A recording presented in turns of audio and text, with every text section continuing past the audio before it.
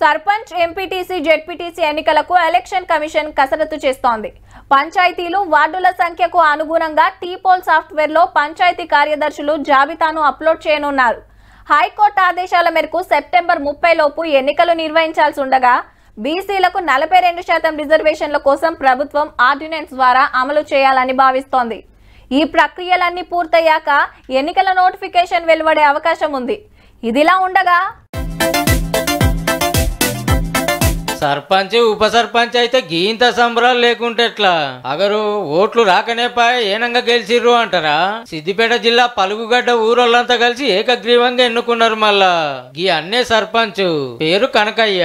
పలుగడ్డ గ్రామంలో ముదిరాజు సామాజిక వర్గం మొత్తం ఒకే సామాజిక వర్గానికి చెందిన వాళ్ళం, అన్ని కలిసి ఒకే ఫ్యామిలీ. మరి 100 గడప 370 ఓట్లు 8 వార్డులు అంతా బీసీలే కాబట్టి రిజర్వేషన్ మాకే వస్తుందని ముందే సర్పంచ్ ఎన్నుకొని సంబరాలు చేసుకుర్రు అన్నట్టు.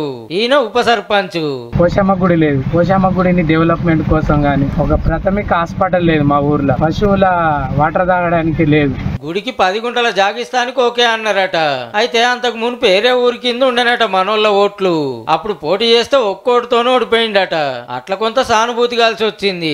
పోయినసారి ఒక్కోడితో ఓడిపోయింది కాబట్టి ఈసారి ఆయనకే అవకాశం ఇద్దామని పోటీ చేస్తే ఏమైందంటే తినడం, తాగడం, విరోధాలు పెంచుకోవడం, ఖర్చులు పెట్టడం వేస్ట్ అవుతాయి కాబట్టి తాపిచ్చుడు తినిపించుడు కంటే అదే పైకంతో ఊరికి ఏదన్నా చేసుకుంటే బాగుంటదని ఏకగ్రీవం చేసుకున్నారు వార్డు మెంబర్లను సుత.